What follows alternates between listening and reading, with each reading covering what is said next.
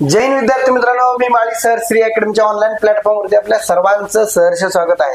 विद्यार्थी मित्रांनो, तुमच्यासाठी एक जबरदस्त व्हिडिओ घेऊन आला आहे की येणाऱ्या टेट 3 मध्ये कशा पद्धतीने सगळ्या काही गोष्टी असतील ते आपल्याला म्हणजे परीक्षेचं स्वरूप असेल, परीक्षेची पद्धती असेल, कुठला पॅटर्न आहे, निगेटिव्ह सिस्टीम आहे का, हे सगळं आपल्याला प्रत्यक्षात बघायचं आहे। तर हे टीचर ऍप्टिट्यूड इंटेलिजन्स टेस्ट म्हणजे शिक्षक भरती होण्यासाठी जी सगळ्यात महत्त्वाची फायनलची परीक्षा असते, जी की टीईटी आणि सीटीटी दिल्यानंतर किंवा ज्यांचं टीईटी आणि सीटीटी पास नाही देखील त्यांना टेट देता येते। हे सगळं काही आजच्या व्हिडिओमध्ये बघणार आहोत। आता बघूयात प्रत्यक्षात आपण परीक्षेचं स्वरूप हे ऑब्जेक्टिव्ह पद्धतीने असणार आहे। डिस्क्रिप्टिव्ह म्हणजे लिहिणं आणि ऑब्जेक्टिव्ह म्हणजे पर्याय आपल्याला ऑनलाईनचे असेल तर क्लिक करणं आणि ऑफलाईन असेल तर गोल करणं असं आपण त्याला म्हणतो। हे ऑब्जेक्टिव्ह पद्धतीने आहे। ही परीक्षा ऑनलाईन आहे। कशी आहे? ऑनलाईन असल्यामुळे आपल्याला काय करावं लागेल, क्लिक करावं लागणार आहे। प्रश्न किती आहेत काय तुम्हाला तर माहिती आहे, पुढे सांगतो मी तुम्हाला। पॅटर्न कुठला आहे? जबरदस्त आयबीपीएस, डेंजर, सगळ्यांना डेंजर करणार आहे। आयबीपीएस ही केंद्रीय लेवलची स्वायत्त संस्था आहे आणि ऑनलाईन पद्धतीने बँकिंग लेवलची ही परीक्षा घेणारी परीक्षा असणार जे आहे कंपनी, ती आपल्याला या परीक्षेसाठी त्यांनी निवडलेली आहे। हिचा कालावधी जानेवारी 2026 पर्यंत आहे। म्हणून बऱ्याच जणांना प्रश्न पडला आहे की टीसीएस घेणार का, एमकेसीएल घेणार का, एमपीएससी घेणार का, आयबीपीएस घेणार। तर निश्चितपणे 2026च्या आतमध्ये ही परीक्षा होणार आहे, कारण आताच नुकतंच आपल्याला जून जुलै मध्ये टेटची परीक्षा होणार आहे। त्यामुळे आपल्याला काय करावं लागेल की आयबीपीएस पॅटर्न नुसार अभ्यास करावा लागणार आहे। त्याचबरोबर यामध्ये निगेटिव्ह सिस्टीम, निगेटिव्ह मार्किंग नसते आणि सगळ्यात महत्वाचा आयएमपी आणि आनंदाचा मुद्दा आहे की येणाऱ्या टेट मध्ये असं सांगितलंय की बीपीएड असेल, एमपीएड असेल, आर्ट आणि संगीत आणि कार्यानुभव याच्यातलं समजा कार्यानुभवची येतील नाही येतील, परंतु या नव्याने आता जे म्हणजे आर्ट म्हणजे चित्रकलेचे शिक्षक असतील किंवा कार्यानुभवचे शिक्षक म्हणजे त्यानंतर खेळाचे शिक्षक असतील, यांच्या पण जागा येणाऱ्या टेट 3 मध्ये निश्चितपणे आहे असं सांगण्यात आलेलं आहे, बरोबर ना। त्याचबरोबर आता टेट कोण देऊ शकतं हे बऱ्याच जणांना आणखी माहित नाही। बरेच जण टीईटी परीक्षा नापास झाले, सीटीटी परीक्षा नापास झाले आणि नाराज देखील झाले। तर हे विद्यार्थी जे आहेत ना, येणाऱ्या काळामध्ये टेट देऊ शकतात का नाही हे बऱ्याच जणांना माहित नाही। बरं, देऊ शकतात ते कशासाठी देऊ शकतात आणि देऊ शकत नाही तर ते तर टीईटी आणि सीटीटी नसल्यामुळे मग कोण देणार आणि कोण नाही देणार हे आपल्याला बघायचंय। तर विद्यार्थी मित्रांनो, ज्यांचं 12वी झालेलं आहे आणि डीएड झालेलं आहे आणि त्यांची टीईटी आणि सीटीटी काय तरी ते पास आहे, तर ते 1ली ते 5वी साठी काय करू शकतात रे, टेटची परीक्षा देऊ शकतात। विद्यार्थी मित्रांनो, दुसरा मुद्दा ह्याच्यातला आहे ज्यांचं ग्रॅज्युएशन झालंय आणि डीएड आहे, फक्त बीएड नाही, तर त्यांनी टीईटी पेपर 1 आणि 2 पण त्यांना द्यायला येत असतो, बरोबर ना। मग या दोन्ही पैकी एक कुठला पास झालेले असतील, काय झालेले असतील, पास झालेले असतील, तर त्यांना देखील काय रे टेटची परीक्षा आपल्याला द्यायला येत असते। त्याचबरोबर ज्यांचं ग्रॅज्युएशन झालेलं आहे आणि बीएड झालेलं आहे आणि टीईटी पास आहेत, काय सांगतोय पुन्हा एकदा ऐका, ग्रॅज्युएशन प्लस बीएड आहे आणि टीईटी सेकंड त्यांना द्यायला जमतो, त्यांना टीईटी पेपर 1 देता येत नसतो, पहिला देता येत होता पण आता देता येत नाहीये। तर टीईटी ही झालं, टीईटी पास झाले सेकंड नंबरची, तर 6वी ते 8वी साठी म्हणजे कमीत कमी सांगतो 6वी ते 8वी आणि नंतर 9वी 10वी साठी सुद्धा ते म्हणजे काय रे पात्र आहेत, म्हणजे ते कोण ते काय करू शकतात, टेट देऊ शकतात।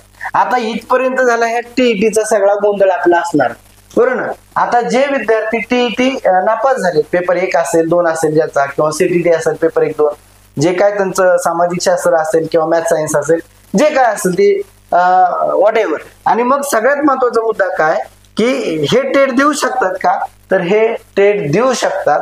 पण ते कसे देऊ शकतात बघा, टीईटी नसेल तर टीईटीचं वरती सांगितलं तुम्हाला, ग्रॅज्युएशन आहे, बीएड पण आहे आणि मग ते काय करू शकतात तर 9वी आणि 10वी साठी काय करू शकतात, ते टेटची परीक्षा देऊ शकतात, टेटची परीक्षा देऊ शकतात। त्यानंतर ज्यांचं पोस्ट ग्रॅज्युएशन आहे तर ते काय करू शकतात, 9वी 10वी 11वी 12वी म्हणजे 9वी ते 12वी यासाठी काय करू शकतात, टेटची परीक्षा देऊ शकतात। त्यानंतर सगळ्यात सांगायचा सोपा मुद्दा म्हणलं तर काय, 1ली ते 8वी साठी मात्र काय रे, ज्यांना 1ली ते 8वी पर्यंत शिक्षक व्हायचंय त्यांना मात्र टेट देणं अनिवार्य आहे आणि ती पास असणं देखील काय रे आवश्यक आहे।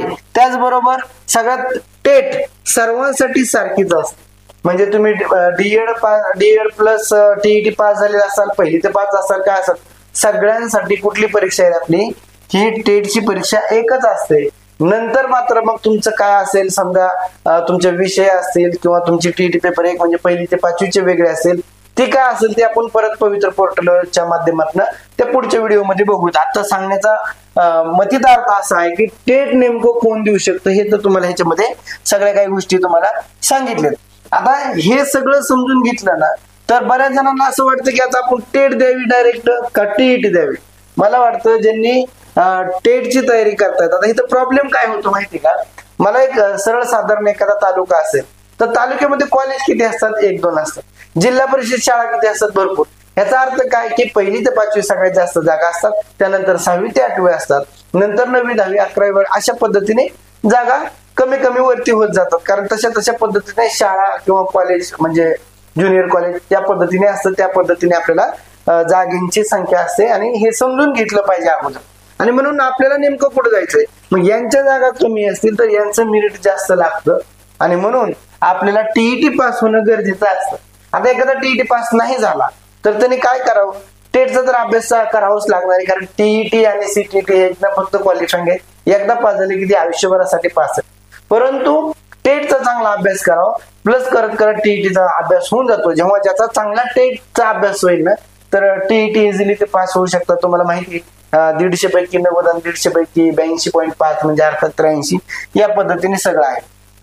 त्यानंतर आता इथं थोडस आपण मागील परीक्षेबद्दल बोलतोय. हा मुद्दा खूप महत्वाचा आहे. हा मुद्दा तुम्हाला कुणी सांगितला नसल असं मला वाटतंय, म्हणून मला हे वाटलं की विद्यार्थ्यांना सांगावं नेमकं टेट परीक्षेचं वास्तव्य काय आहे आणि टेटच्या परीक्षेमध्ये नेमकं काय झालंय, किंवा टीईटी परीक्षा पास झालेले विद्यार्थी किती आहेत आणि टेट मध्ये परीक्षा जी 22ची झाली होती त्याचं कट ऑफ कशा पद्धतीने लागलं होतं, ह्या गोष्टीवरती तुम्हाला बोलतोय.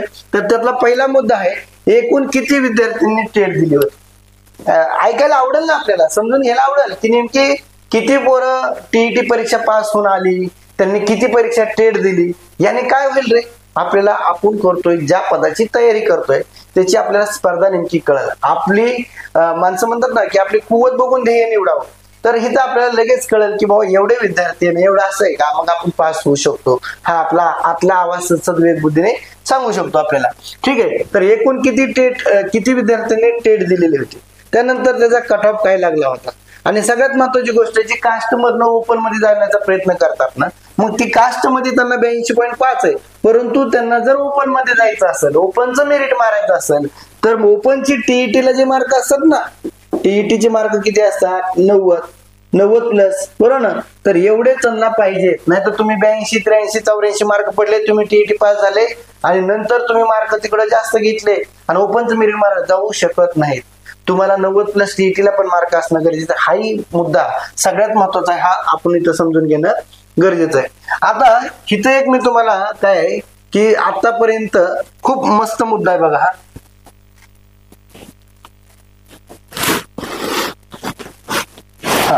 या मुद्द्यात काय बघा, आतापर्यंत टीईटी पास झालेले विद्यार्थी किती, म्हणजे टेटला येणारे जे विद्यार्थी आहेत, तुम्हाला ते टेटचं तर सगळं सांगतोय, परंतु टीईटीचा पण जरा फ्लॅशबॅक सांगावं म्हटलं की टीईटी पास झालेले एकंदरीत विद्यार्थी किती आहेत.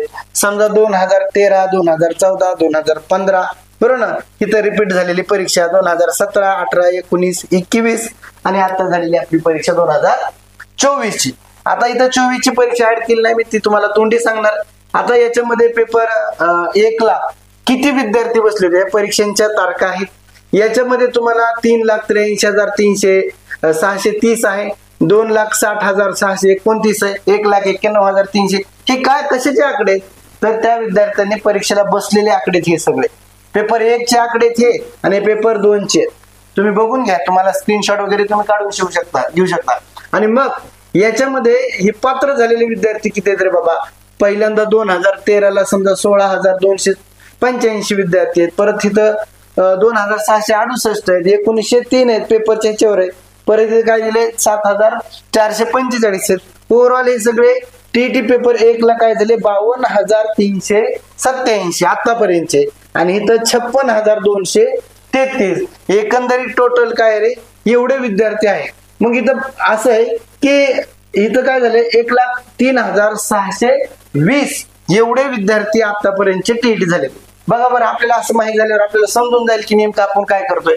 परत काय झालं होतं की 2018 आणि 19 मध्ये जो फ्रॉड झालेले उमेदवार आहेत यांचे प्रमाणपत्र रद्द करण्यात आले. त्यांचे किती 1663 आणि 7880 मायनस केले आणि मग इथं किती झालेले 94,177 विद्यार्थी आतापर्यंत 2024च्या अगोदर पास झाले. त्यानंतर काय झालंय, आता 3,53,900 समथिंग काहीतरी 52 एवढ्या विद्यार्थ्यांनी 2024 ला परीक्षा दिलेली आहे. कशाची? टीईटीची. त्याच्यातले 24,606 विद्यार्थी आहेत ना, हे विद्यार्थी काय झाले तर गैरहजर होते. 3,53,952 एवढे विद्यार्थ्यांनी परीक्षेला बसले होते, म्हणजे परीक्षेला अर्ज केला होता. त्यातले प्रत्यक्षात परीक्षेला 24,606 विद्यार्थी काय झाले तर आले नाहीत.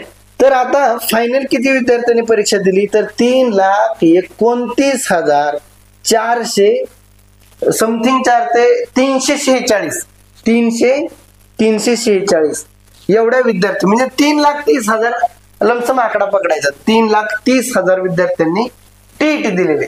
आता एवढे दिले म्हणजे एवढे काय आले की टीईटी पास झाले. का रे, टीईटी परीक्षेचा रेशो बघा नाही तर किती हे आता दिलेले. हे कुठं सगळे मिळून दोन्ही मिळून जर धरले तर काय, इथं 10,000 आहे, इथं 9,000 आहे, 16,000 आहे, 15 आहे, 10,000 आहे, बरोबर ना, 8,000 आहे. तर ओव्हरऑल आताच्या परीक्षेमध्ये पण किती पास झाले असतील, 10 ते 15,000च्या आसपास असतील. म्हणजे इथं 94,000 प्लस 1,05,000 पर्यंत सगळे आतापर्यंत टीईटी पास झालेले विद्यार्थी असतील.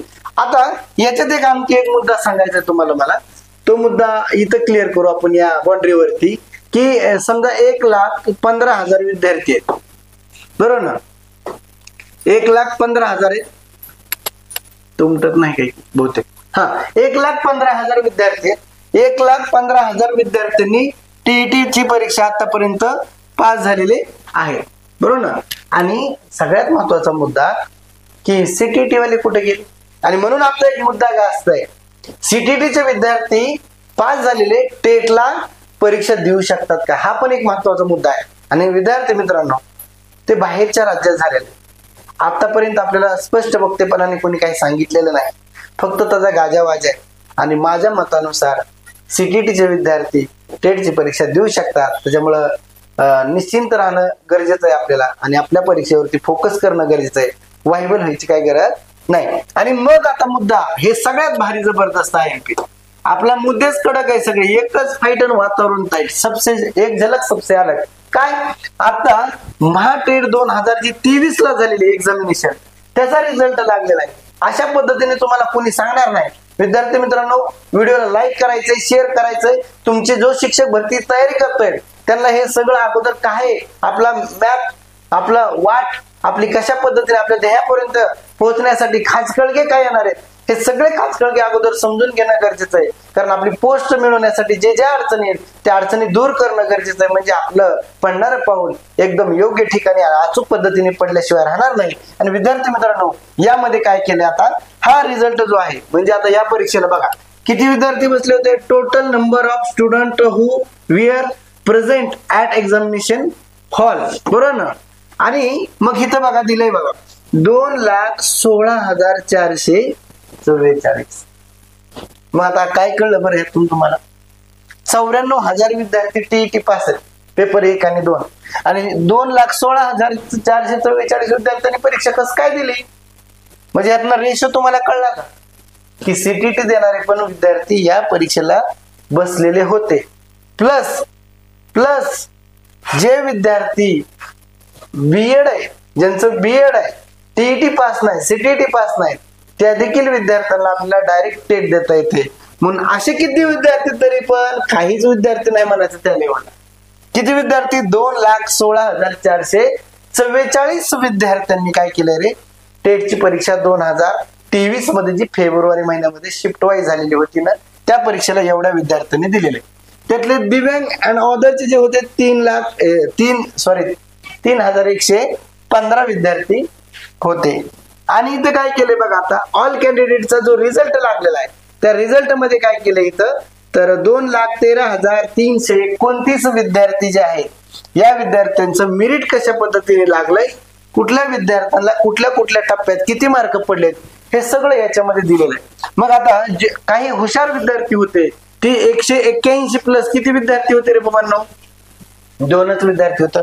तत्पूर्वी तुम्हाला सांगतो की परीक्षा त्यावेळेची कशी झालेली होती असं विद्यार्थ्यांकडून आपल्याला कळतंय की विद्यार्थी सांगत होते की परीक्षा जी होती ती 200 गुणांची होती. वेळ होता तो 2 तास होता. म्हणजे वेळ खूप कमी होता आणि प्रश्न खूप लेंदी होते. आणि सगळ्यात त्यातली जी निगेटिव्ह पॉईंट झाला विद्यार्थ्यांसाठी, बुद्धिमत्तांचे जे प्रश्न होते बुद्धिमत्तेचे ते 80 प्रश्न, वेटेज काय किती प्रश्न येऊ शकतात बुद्धिमत्तेवरती, तर 80 प्रश्न यायला पाहिजे होते. 140 ते 135 पर्यंत बुद्धिमत्तेचे प्रश्न विचारले, सीसॅट लेवलचे प्रश्न विचारले, खूप मोठे प्रश्न विचारले. ग्रुपिंग क्वेश्चन होते, म्हणजे 11 ते 15 पर्यंत, 21 ते 25 पर्यंत प्रश्नांची सिटिंग अरेंजमेंट, पझल असेल, याच्यावरती कोडिंग डिकोडिंग, हे सगळे प्रश्न होते. आणि या प्रश्नामध्ये वाचला तर तो येतच होता पूर्ण, नाहीतर वाचला नाही आणि वेळ कमी होता, नाही समजला तर त्या 5 प्रश्न वाचण्याचा वेळ जात होता. आणि प्लस निगेटिव्ह पॉईंट त्यातला असा होता विद्यार्थ्यांसाठी, संगणक ऑपरेटिंग. आणि म्हणजे संगणक जे आहे ते संगणक तिथे हँडल करताना, कारण लँग्वेज 2 वापरल्या जायच्या, मराठी प्लस उर्दू आणि इंग्लिश प्लस उर्दू, दोन्हीपैकी जे घेतले समजा मराठी आणि उर्दू. मराठीचे प्रश्न विचारला तर तो मराठीचा प्रश्न, तो उर्दू मधनं प्रश्न, मराठीचे 4 पर्याय, उर्दूचे 4 पर्याय, अशा पद्धतीने ते स्क्रोलिंग करावं लागत होतं. आणि स्क्रोलिंग करणं म्हणजे हॉरिझॉन्टल किंवा आडवा पद्धतीने कसं बारीक बारीक मायक्रो एरोनी ते तुम्हाला करता येणं गरजेचं होतं. आणि ते खूपच आपल्या विद्यार्थ्यांचा खूप अवघड झालं विद्यार्थ्यांना. तरी देखील आपल्या महाराष्ट्रातले जे तळमळीने गोरगरिबांचे, कष्टकऱ्यांचे, ज्यांना खरी गरज आहे त्यांनी खूप अभ्यास केला आणि ते पात्र देखील झाले. आणि फेज 2 मध्ये पण आता भरपूर तुम्हाला जागा भेटल्यात. हे खरं तर त्यांचे देवाने ऐकलेलं घरा नाही, कारण त्यांना सुद्धा आता राहिलेले जे विद्यार्थी थोडे मार्काने गेले होते ते फेज 2 मध्ये 15,000 जागा आहे. 15,000 जागा हे कुणाला सुद्धा वाटलं नव्हतं की ह्या जागा निघतील, परंतु ह्या जागा फेज 2च्या त्यांना दिलेल्या आहेत. आणि येणारी जी टेट आहे, कारण 2010 पासून फक्त एकच भरती झालेली आहे शिक्षक भरतीची, म्हणून 2010 पासून 25 पर्यंत या एवढ्या भरपूर वर्षांमध्ये तुम्हाला भरपूर जागा रिक्त झाल्या. येणाऱ्या काळामध्ये जो प्रामाणिकपणे अभ्यास करेल त्याला निश्चितपणे भेटणार आहे. आणि मग बघा आता इथं 171 ते 180 पर्यंत 20 विद्यार्थी आपल्याला घ्यायचे किती होते, जवळपास 21,000, 11,084 पद त्यांनी काहीतरी डायरेक्टली घेतलेत. 21,000 लमसम आकडा आपण धरू तात्पुरता. आणि मग इकडं 161 ते 170च्या दरम्यान असणारे 72 विद्यार्थी आहेत, 151 ते 160 पर्यंत असणारे 162 विद्यार्थी आहेत, 141 ते 150 पर्यंत 364 आहेत, 131 ते 140 पर्यंत 1238 आहेत, 121 ते 130 पर्यंत 3732 आहे, 111 ते 120च्या दरम्यान 9668 विद्यार्थी आहेत, आणि 101 ते 110 पर्यंत 19,348. जसं जसं हे टप्पे कमी होत जातील तसं तसं इकडे संख्या वाढते. आणि म्हणून आपल्याला किती विद्यार्थी लागतील, तर याच्यातले फक्त आणि फक्त आपल्याला 21,000 विद्यार्थी वरून घ्यायचे, आपल्याला तेवढे विद्यार्थी घ्यायचे आणि भरती. आणि त्याच्यातले 11,084 का 85 विद्यार्थी घेतले ते डायरेक्ट लिस्ट मध्ये लावून झाले. ज्यांना मार्क कमी होते, परत माजी सैनिक असतील, व्हर्टिकल राऊंड असेल, काय जे असेल, ज्या रिक्त पदा ज्यांनी जॉईन केलं नसेल, ह्या सगळ्यांची परत एकदा 5,000 भरले, असे लमसम आकडा आपला 21,000 पर्यंत त्यांनी नेलेला. आणि येणाऱ्या काळामध्ये आता भरपूर काही जागा आहेत, तर त्या जागेसाठी आपल्याला नेमकं काय करावं लागेल, तर हे संक्षिप्त रूपात तुम्हाला सिलेबस, व्हिडिओ थोडा मोठा होता सर, पण A to Z टेट बद्दलची जी माहिती आहे जे महाराष्ट्रात एकाच व्हिडिओ मध्ये आपल्याला भेटते, तर त्यामुळे आपण तुम्हाला संक्षिप्त रूपात सांगतो. प्रश्न आणि त्याचे काय गुण असतील. अभियोग्यता चाचणी आहे 120 प्रश्न, म्हणजे 60% प्रश्न हे अभियोग्यता चाचणीवरती आहेत. आणि बुद्धिमत्ताचे 80 प्रश्न म्हणजे 40% प्रश्न आहेत. आणि वेळ तुम्हाला किती सांगितलाय होता, 2 तास सांगितलाय. आणि एकूण गुण किती आहेत रे, 200. या टेटची परीक्षा दिल्यानंतर डायरेक्टली मेरिट लागतं. मेरिट लागून आपली काय होते रे, निवड होत असते. त्याच्यामध्ये विथ इंटरव्ह्यूच्या जागा असतील, डायरेक्ट असणारा रिझल्ट असेल, ते पवित्र पोर्टलच्या माध्यमात तिकडे सगळं जातं. परत तत्पुरी हे लागणारा घटक आहे. आता सांगितलेले 120 प्रश्न अभियोग्यता, 80 बुद्धिमत्ता, एकूण प्रश्न किती आहेत रे आपले, 200 प्रश्न आहेत. संक्षिप्त रूपात सांगतो, त्याच्यामध्ये असणारे कुठले विषय, त्या विषयाला लागणारी कुठली संदर्भ साहित्य वापरायला पाहिजे. बाहेरचं संदर्भ साहित्य वापरून जमत नसतं. IBPS पॅटर्न म्हणले की IBPS पॅटर्न नुसारच अभ्यास करावा लागतो. कुठली पुस्तकं भेटतात म्हणून ती घेणं गरजेचं नाही. तर इथे इंग्लिश लँग्वेज आहे, इंग्लिश भाषा जी आहे, तर इथं काय आहे, भाषिक क्षमता असं म्हणू शकतो याला आपण. 15 प्रश्न येतं, 15 गुण येतं, बरोबर ना. त्यानंतर मराठी लँग्वेजचे किती येते, 15 प्रश्न 15 गुण आहेत. जनरल नॉलेज सामान्यांचे 30 प्रश्न आहेत, 30 गुण आहेत. या जनरल मध्ये 2 भाग असू शकतात, एक सामाजिक शास्त्राचे 15 आणि विज्ञानचे 15, किंवा ओव्हरऑल सगळे त्याच्यामध्ये घेतले जाऊ शकतात, बरोबर ना. किंवा चालू घडामोडीचे प्रश्न पण त्याच्यामध्ये. बालमानसशास्त्र 30 प्रश्न आणि 30 गुण, आणि अंकगणित हे सगळ्याचे महत्वाचे घटक आहेत. 30 प्रश्न 30 गुण आणि 80 प्रश्न बुद्धिमत्तेचे 80 गुण. ओव्हरऑल 200 प्रश्न 200 गुण 2 तास. अशा पद्धतीचा संक्षिप्त रूपातला हा तुम्हाला सिलेबस दिलाय. आणि याचा डिटेल सिलेबसचा एक व्हिडिओ आपल्या युट्यूब चॅनल श्री अकॅडमी माळी सर तुम्ही आता पाहतात.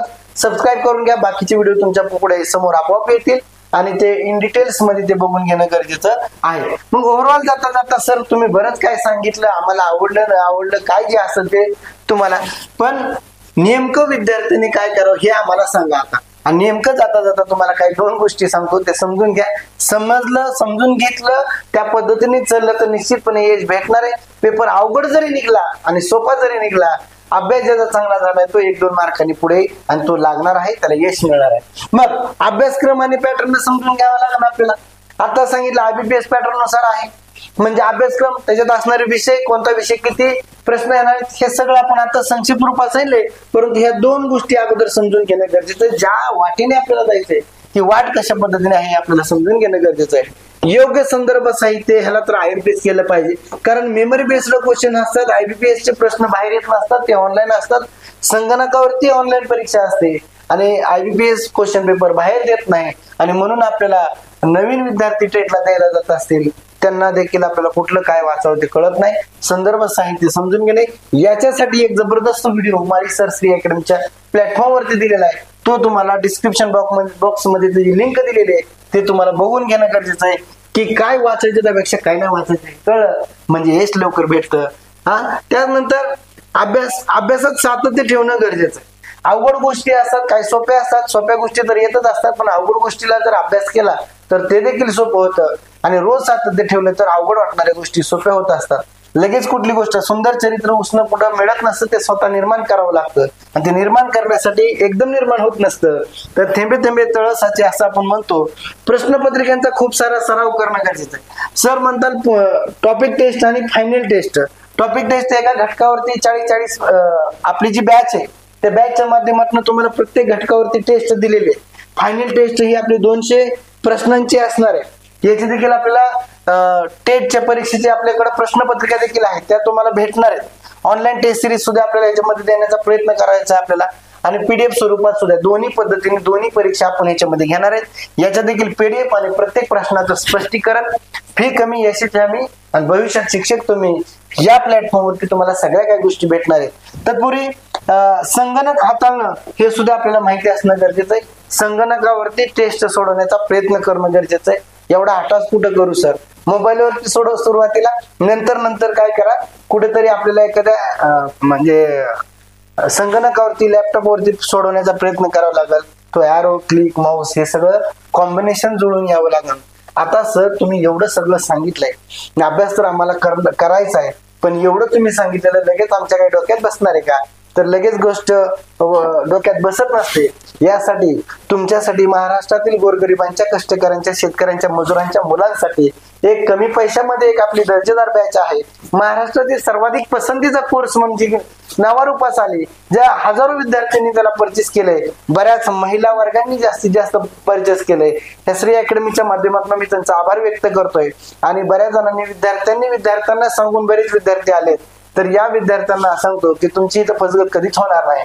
तुम्हाला यश मिळण्यासाठी श्री अकॅडमी तुमच्या सोबत असणार आहे. कारण विद्यार्थ्यांना कमी फीस मध्ये चांगलं दिलं जातं. मी कोणाचं नाव नाही घेणार, परंतु तुम्हाला एक सांगतो, ऑनलाईन युट्यूबला, मी सुद्धा युट्यूबला कमी व्हिडिओ टाकतो खरं सांगायचं म्हणजे. कारण जे काय द्यायचं विद्यार्थ्यांनी फीस दिलेली असते त्यांना ऍप्लिकेशन मध्ये देणं गरजेचं.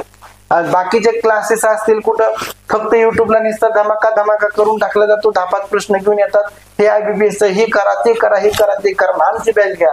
मी आमची बॅच घ्या म्हणणारच नाही.